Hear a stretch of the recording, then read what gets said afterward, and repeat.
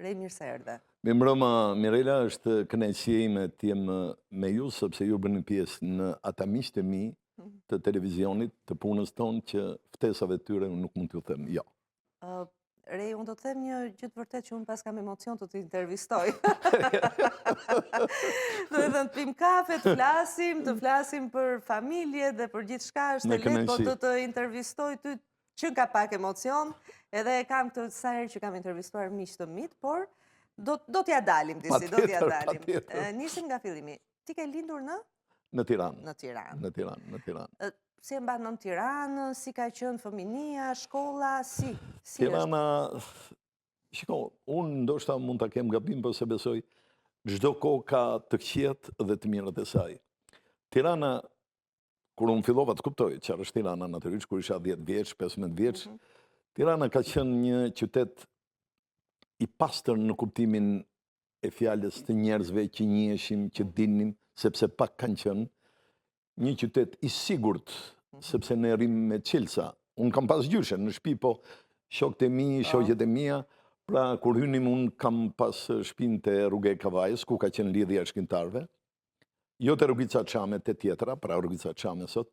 Pra ka qenë një miqësi, një dashuri, një sinqeritet, edhe një siguri, se më pëlqen ta përdor këtë fjalë, e jashtëzakonshme, nuk ishte gjëra siç ka sot. Dhe në këtë kontekst them që ajo kohë me të metat e të mërshme që kishte edhe këto bukurit që ishim të gjithë bashkë, të gjithë njësoj, jo si sot që ka diferenca të mëdha.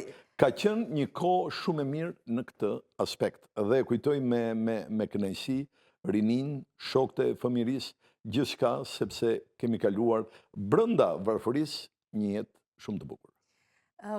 Gjimnazi ku? Qemal Stafa. Po se është në zona? Po, zona atje kemi kaluar mirë, më pas unë vuajta pak kohë, sepse në 74-ën doli një që i nxirrte partia që ishin ato, që duhet shkonim në shkollë ushtarake. Mi po unë isha vetë, djali vetëm. Edhe e refuzova. Ky refuzim më shkaktoi një 2 vite sa vërdallosje, nuk më dilte shkolla. Më pas vazhdova gjuhë letërsinë dhe në 85-ën u diplomova. E qartë. U diplomove për gjuhë letërsinë? Gjuhë letërsinë. Besoj pasion leximi, apo? Patjetër. Leximi ka qenë një pasion, po shikon, nuk ka qenë, më kujtohet në shkollë të mesme edhe para shkollë, shpërndanim librat e verdh që quheshin. I shpërndanim librat e verdh, pra lexonim me një uritje jashtëzakonshme, sepse duhet thënë, Mirela, përveç sportit që diskutonim Partizani, Dinamo, nuk ishte asnjë atraksion tjetër. Nuk ishte me çfarë merreshe, kështu që librat do ishin gjëja më e mirë, por që nga një pikë pamje kulturohej masa, kulturoheshin njerëzit, sepse po të raportosh me sot libri. E qartë. Edhe aq më tepër, jam kurioze, disi ishte ky raporti për të parë Italinë, për të parë këto stacionet e huaja, sepse ti kur hyre në televizion, dhe unë do të them pse ta pyes këtë, ti silje një erë alla italiana, thoshin për shembull. Reis Çiço duket sikur ka bërë shkollën italiane të komunikimit. Në fakt, ka ndikuar në fakt ke parë, ke ndjekur televizion italian? Televizioni italian ka qenë një shkollë autodidakte, për mua dhe për shumë të tjerë besoj, sepse ndiqnim me këshëri Pippo Baudo, Mike Bongiorno, më kujtohen, ose në sport shumë të tjerë, kështu që ajo ishte një shkollë, por ishte edhe një dritare e lirie, sepse kur lexon, hapësira hapet, kupton ku jeton, kupton çfarë të mungon dhe kupton çfarë të duhet. Kështu që në këtë pikpamje ajo kishte një polivalencë, Rai apo Telenorba me kanoçe që i kapnim, kishte një polivalencë sepse ishte ana kulturore, pra kuptonim çfarë ishte spektakli, lajmet, gjithçka, por nga ana tjetër ishte edhe një dritare politike që kuptonim që ne kishim mangësira. Kuptonim çfarë niveli ishte diktatura dhe ku ishte bota. E qartë. Njoja me Teutën. Teuta ishte një vajzë bloku. E kishte shtëpinë në blok, i ati ishte njeriu i parë me grad profesor në ushtërinë shqiptare, general major Mendubacka, ka qenë drejtori i Genius, pastaj zëvendës ministër.